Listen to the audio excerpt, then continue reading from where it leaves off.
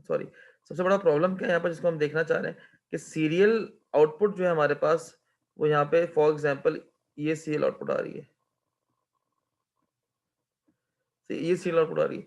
तो for example अगर इस सीरियल आउटपुट की जो अभी जो सीरियल आउटपुट हमारे पास आ रही है, ये सीरियल आउटपुट आ रही थी शिफ्ट रजिस्टर की, जो सीरियल आउटपुट आ रही थी कि अभी वो प्रोसेस ही था कि हमारे पास 8 बिट का जो पैरेलल वर्ड है वो प्रोड्यूस हो गया।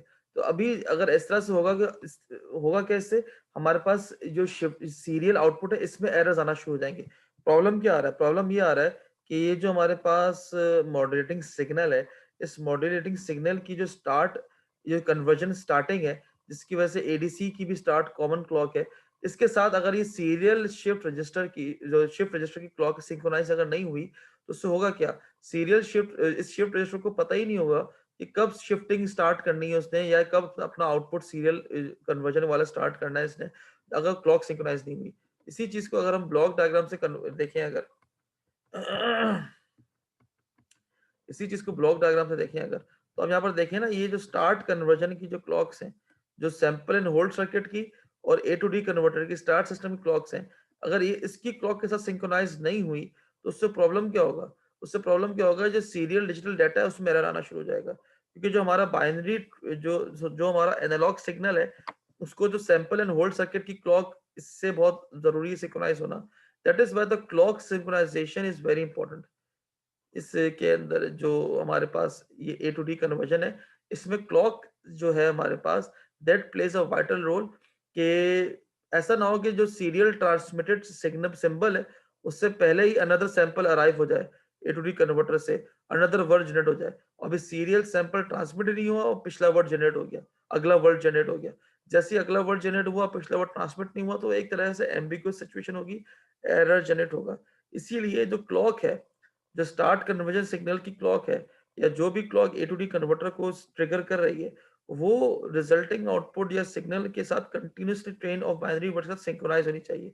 जो दोनों अगर सिंक्रोनाइज्ड होंगी, तो ये आउटपुट आपका एरर के बगैर आएगा और एरर लेस आएगा। अदरवाइज एरर्स आने के चांसेस हमारे पास, एरर आने के चांसेस हमारे पास ज्यादा होते हैं। इसके बाद है पल्स कोड डीमॉड्यूलेशन, इसको हम अगली क्लास में देखेंगे, और होपफुली आपको आज की क्लास समझ में आई होगी।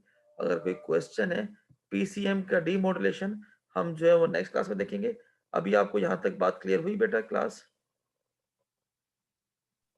जी सर। Yes sir. कोई क्वेश्चन, कोई क्यूरी आज की क्लास में? कोई क्वेश्चन क्यूरी?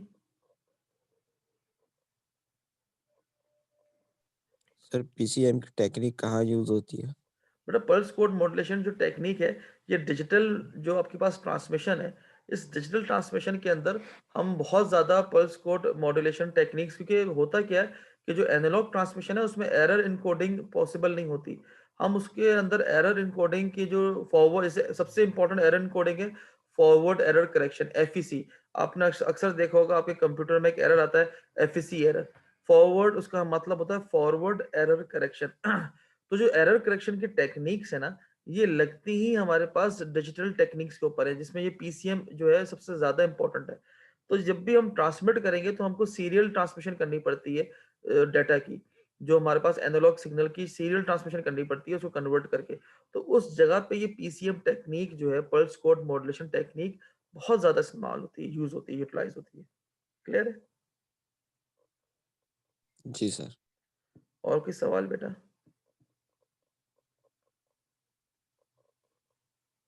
कोई क्वेश्चन, कोई क्यूरी? अभी हमारे पास दो टॉपिक्स कौन कौन से रह गए? पीसीएम डीमॉड्यूलेशन का पीसीएम डीमॉड्यूलेशन का टॉपिक है, इसकी पूरी हमारे पास ये, और उसके बाद ये जो क्वांटाइजेशन है उसको कैसे रिकवर ये करेंगे, डेल्टा मॉड्यूलेशन जो है, उसके बाद डिफरेंशियल पल्स कोड मॉड्यूलेशन। इस अगर आपको एक दफा पीसीएम समझ में आ जाएगा, तो ये बाकी चीजें इतना मुश्किल आपके लिए नहीं होंगी, उसमें कोई इतना इशू नहीं होगा। थोड़े न्यूमेरिकल्स होंगे, फिर एंड करेंगे इसको। तो I hope you understand today's lecture very well. कोई क्यूरी हो तो please do let me know. हमारे लैब सेशंस होते हैं, आपको पता है, मंडे के दिन और हमारे थर्सडे के दिन हम इन जो कहते हैं लैब अटेंड भी करते हैं, लैब को परफॉर्म भी करते हैं, फिजिकली लैब परफॉर्म करते हैं। आप सबसे रिक्वेस्ट है कि लैब सेशंस को प्लीज अटेंड किया करें, ताकि नेक्स्ट वीक से हम जो लैब की असेसमेंट है, मैनुअल्स की असेसमेंट है, उसको स्टार्ट कर सकें। जिसके लिए मैंने आपको पहले ही बताया कि लैब्स की वीडियोस ऑलरेडी हमारी डब्ल्यू चैनल की कम्युनिकेशन सिस्टम्स में लैब की प्लेलिस्ट बनी हुई है। कम्युनिकेशन सिस्टम्स लैब की प्लेलिस्ट के अंदर जो है वो लैब्स अपलोडेड हैं सारी। वो लैब्स की वीडियोस को रिव्यू करें। एलएमएस पे हमारे उसके जो हैं वो लैब मैनुअल्स अपलोडेड हैं।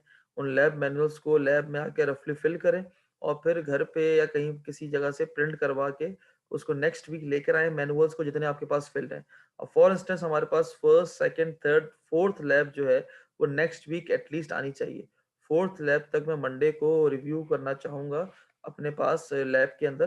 First, second, third and fourth, ये 4 लैब्स जो हैं ये मंडे के दिन आप प्लीज मुझे सबमिट करवाएं, ताकि मैं उनको रिव्यू करूं, उनको असेस करूं और आपको वहां पर अगर कोई क्यूरी हो तो उसको क्लेरिफाई करूं।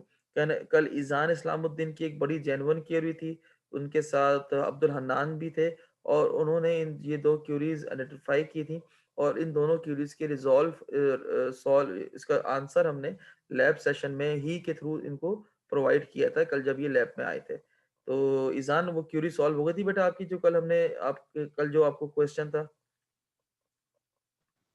जी सर, वो थोड़ी बहुत हो गई थी, अब बाकी जब उसे इम्प्लीमेंट करके देखेंगे बोर्ड बिल्कुल, मैंने आपसे ये रिक्वेस्ट की है कि जब थर्सडे को आप आएँ तो ज़्यादा हाँ, प्लीज़ थर्सडे को जब आप आएँ, अब्दुल हन्नान और ईज़ान इस्लामुद्दीन और जो सॉरी, थर्सडे को जब आप आएँ, तो आप प्लीज़ उस वेरिएबल डीसी कंपोनेंट के साथ एम्पलीट्यूड मॉड्यूलेशन को इम्प्लीमेंट करें और देखें जो 6 के अलावा अगर मैं इम्प्लीमेंट करता हूँ तो क्या फ़र्क पड़ता है, 5 इम्प्लीमेंट करता हूँ तो आउटपुट में क्या फ़र्क पड़ता है और आउटपुट क्या नज़र आती है मुझे, और दोनों आउटपुट से कंपेयर करें और खुद आइडेंटिफाई करने की कोशिश करें कि आउटपुट में आपको क्लियरली आउटपुट में नज़र आएगा कि फ़र्क क्या नज़र आएगा आपको, तो फ़र्क एग्ज़ैक्टली। तो I hope you understand today's lecture very well.